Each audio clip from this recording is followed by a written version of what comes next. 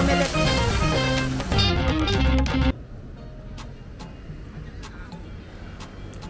Hello friends! Today is day 3 namin here sa Taiwan.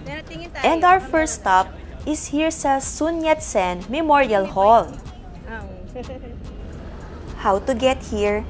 Type in nyo lang sa Google Maps ang Sun Yat-sen Memorial Hall. 6 stops lang siya from the Ximen train station. So isang sakay lang sa Blue Line. Ito, ang Sun Yat. Ang galing, vantage point nga siya, oh. Taipei 101.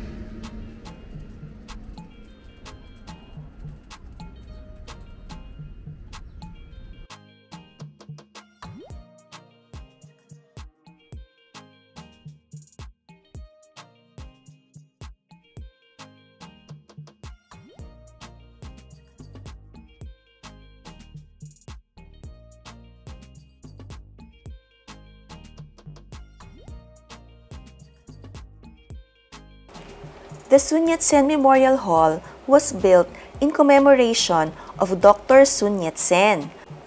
He is called the father of the nation in present-day Taiwan. He was also the first provisional president of the Republic of China when it was proclaimed on January 1, 1912.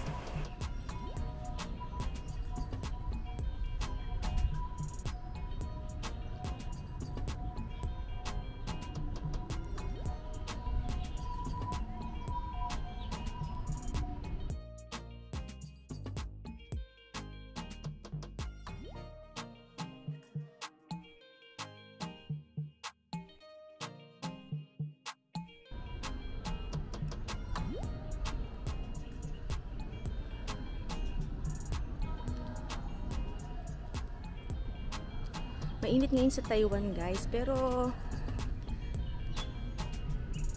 hindi naman kami sobrang pawis, okay lang. Yung parang sa atin lang din yung init. Maganda maglakad-lakad dito.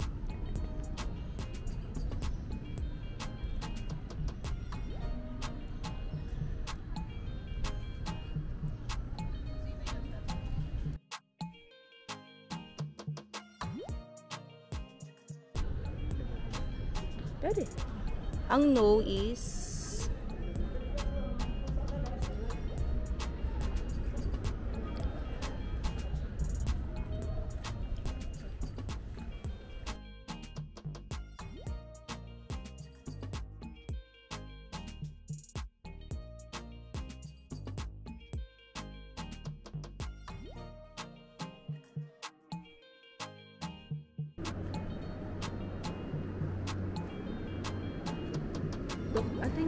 Dito guys, yung may changing of guards. So we're hoping na maabutan namin siya habang nandito pa kami.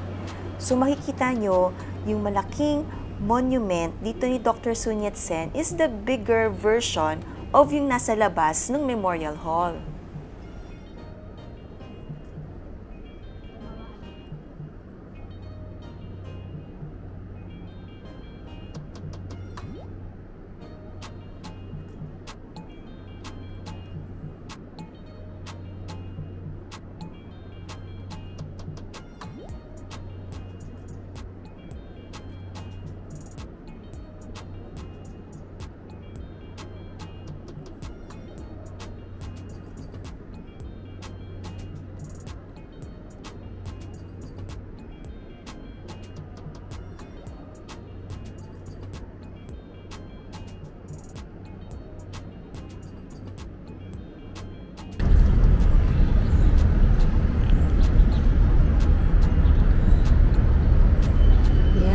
Taipei 101. Marami ding mga pigeons dito, guys. Sa palibot ng Sun Yat-sen Memorial Hall. Ito may isa palakad-lakad dito. Pero mostly lahat sila nandun sa mga trees. Yan, dito sa Sun Yat-sen Memorial Hall, guys. Ang maganda dito is meron vantage point. Napakagandang vantage point ng Taipei 101. So kung gusto niyo mag-picture kasama yung malaking image of Taipei 101, maganda pumunta dito sa Sun Yat-sen Memorial Hall.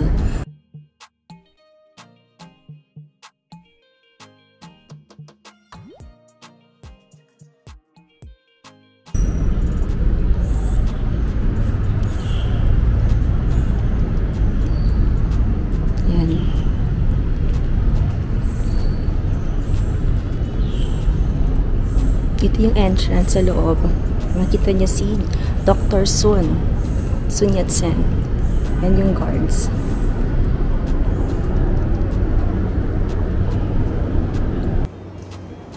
Naabutan namin yung changing of guards. Ang galing ng kanilang rifle exhibition.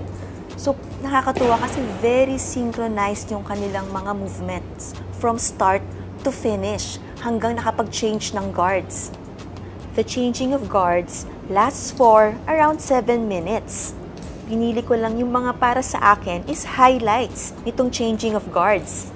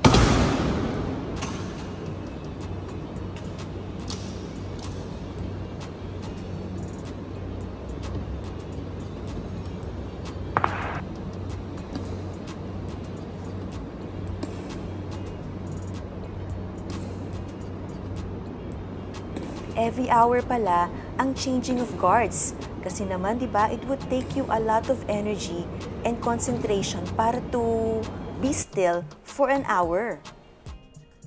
If you want to learn more about Dr. Sun Yat-sen, meron itong parang hall na much commemorates everything that he has done for Taiwan. Private event? Baka private Past event. lunchtime na. Kaya hinanap namin yung cafe dito. So, ito nahanap namin. So, iniisip namin kung ito ba yung cafe or parang private event. So, it turns out na ito pala yung cafe.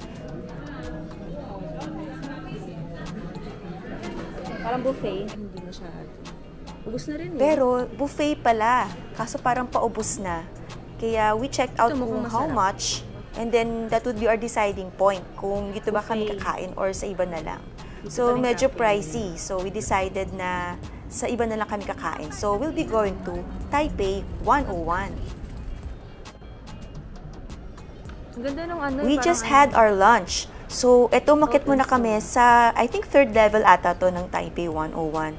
Ang ganda dito. Pero yun lang, hindi kayo makakapag-shopping kasi medyo high-end ang mga stores dito. Pero ito, ang ganda ng exhibition nila sa gitna. I'm not sure what this is, pero we really enjoyed kung ano yung mga meron dito. Ay, galing ito. Nakasulat yung mga places.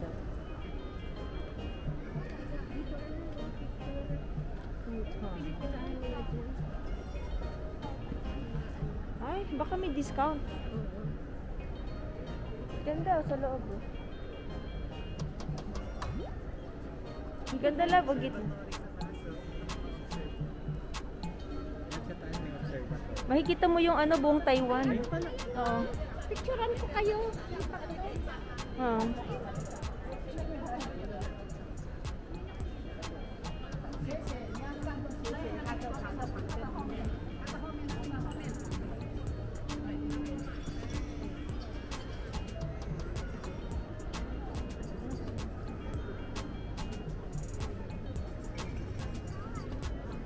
Our next stop is yung Maokong Gondola. Nag-taxi na kami from Taipei 101 para makarating kami agad kasi medyo hapon na. Ang price ng ticket dito per person from Taipei Zoo up to Maokong Gondola is 120 Taiwan dollars. Ang masasuggest ko, kapag magta-taxi kayo from a place to here sa Maokong Gondola, sabihin nyo na doon kayo sa Taipei Zoo magsa-start. Kasi mas masaya if ang sakay nyo is from Taipei Zoo all the way up sa Maokong Station. And remember guys, pag sa taxi, parating yung ipakita yung Chinese translation nung destination nyo. Kasi gaya nung pagsakay namin sa taxi, tinanong kami nung sabi yung Chinese translation daw in Chinese kasi para mas maintindihan niya yung kung saan ba namin gustong makarating. And tinanong din kami kung saan namin gusto, sa baba or sa taas. So, di namin maintindihan kasi Chinese yung pagkakasabi niya. So, ang sabi namin na lang is dun sa baba. So, tama lang naman din kasi doon kami sa Taipei Zoo na station. Marami kasing station sa Maokong Gondola. Ang suggest ko, sabihin nyo is, pakita nyo yung translation ng Maokong Gondola and pakita nyo rin yung Taipei Zoo para alam niya na saang station nyo gustong sumakay.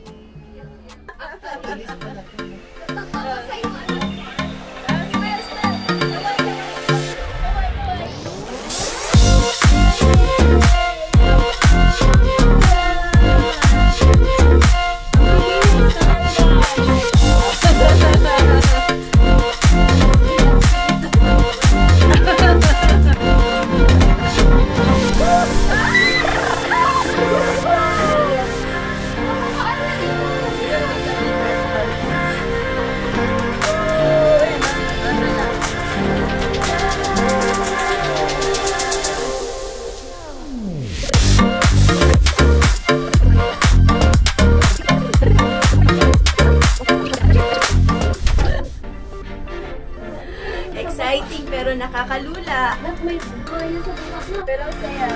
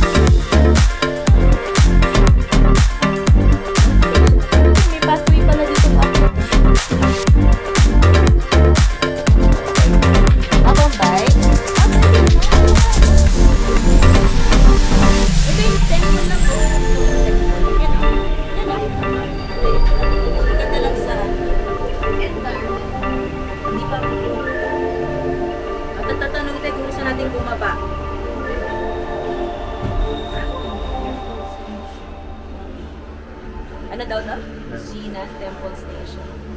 Maupong tayo. Hey boy. Ayun no, yung temple. Saan? Ay, galing nga. Sa baba meron din ah.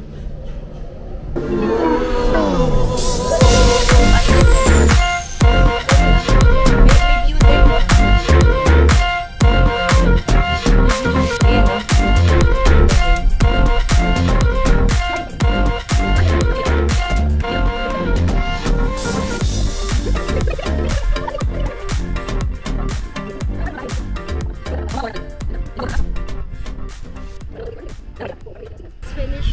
Natapos na kami sa aming Maokong Gondola Tour. So, galing kami sa baba, paakyat. So, It was a very ay, noisy ito environment. yung itsura ng exit. Maokong. Malamig ito sa taas. So far, maganda. So far, ang ganda, ang saya. Actually, maganda kung galing sa baba, paakyat. Kasi meron pa ditong mga scene sa taas. Namamasyal. Turtle, oh. Oo. Video mo, Arhan. No, turtle.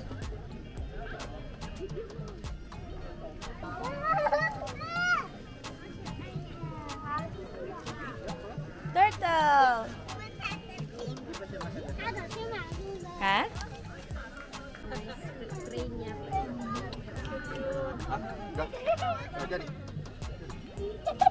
Ang linis niyan.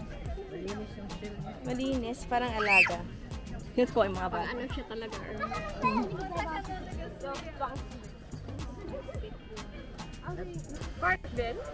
Night market na.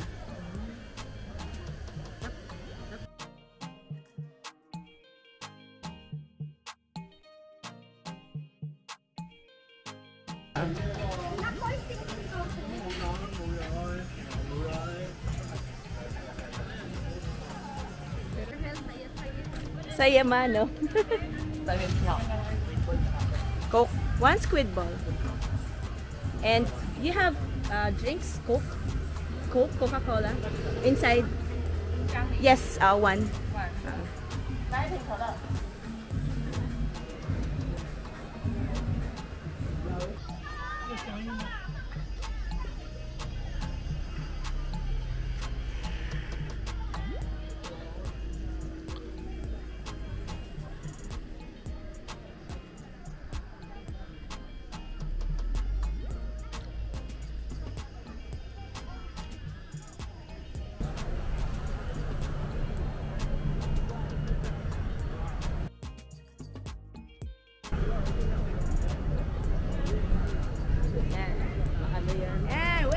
Our next stop is here sa Rauhe Night Market. Ang plan sana namin is dito na kami magde-dinner. But since it's a Saturday night, medyo crowded. Ang daming tao. Kaya naisip namin na bumalik na lang sa Seamen para doon na kami mag-dinner. Then balikan na lang namin siya tomorrow. And we're back here sa Seamen. Dinner hunting kami ngayon, guys. So hanap-hanap lang kami kung ano yung pwedeng makain. We're thinking na sa Donkey. Kaso lang naisip namin na wala nga pala kasing way para ma-heat up yung food. So, isip namin na maghanap pa.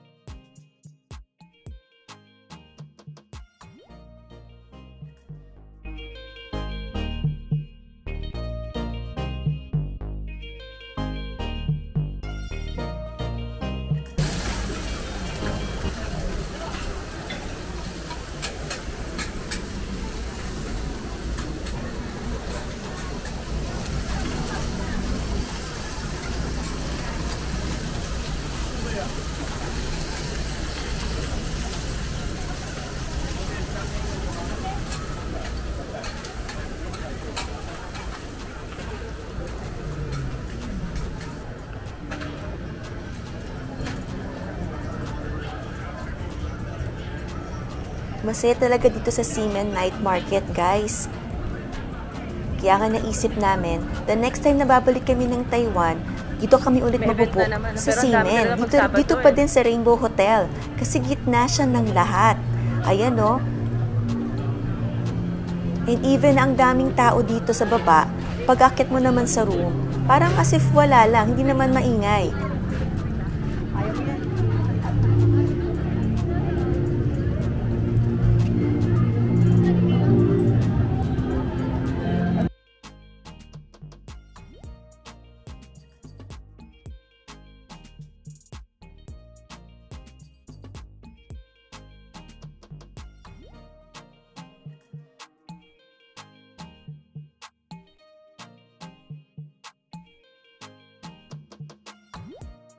Ito yung mga internal Etong store na to guys, itong red, pinipilahan yan as in ang haba ng pila.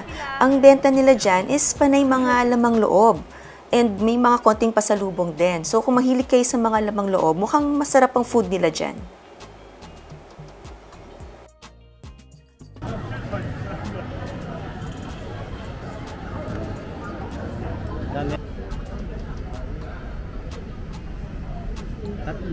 Tatlo. Okay na yun. Ha?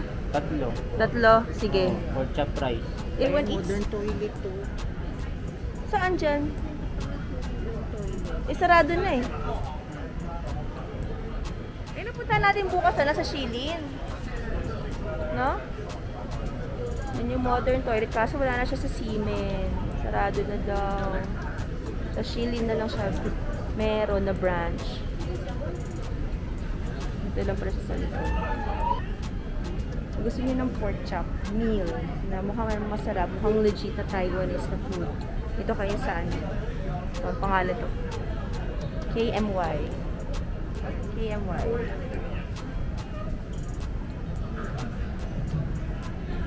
Makita niyo yung Crocs along sa may sili. Doon banda yung Diku kayo doon. Tapos along the street, yung itong KMY. China.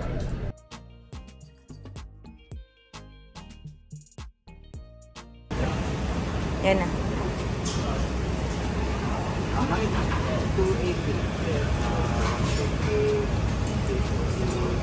200. 20 na lang babawas mo. Thank you. Thank you. Thank you. Tingin ako, love. Take out.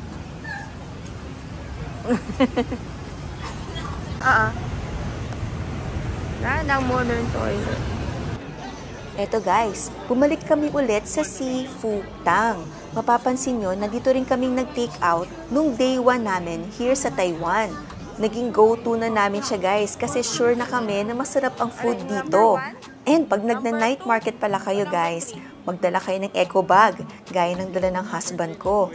Kasi ang daming pwedeng mabili ng mga take-out food dito sa Ximen Night Market.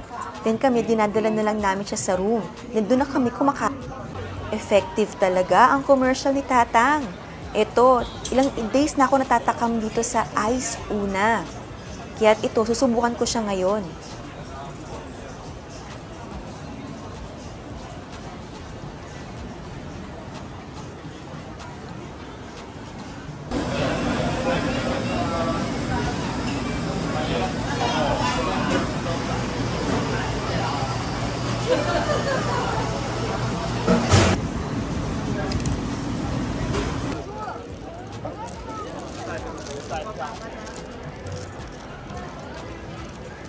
If you have time guys na para mag-dine in here, magandang mag-dine in. Para makita niyo magandang yung presentation niya as shown in the menu. Kasi pag take out, yun, medyo flat na siya. So, okay pa din. Ang question na lang is masarap na siya. Pero kasi supposedly itsura niya is ganito, naging ganito yung itsura niya. So, sa ulo man. Natin.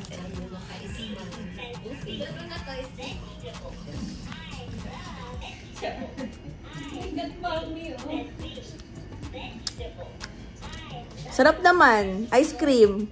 Ice cream na okay naman. Anyway, ayun. Yung pork niya, breaded pork, masarap. Total is 200, 280?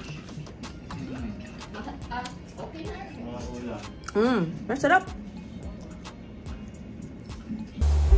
That's it guys for our day 3 here sa Taiwan. Watch out for more of our vlogs here sa Taiwan. Thank you for watching and see you on our next video.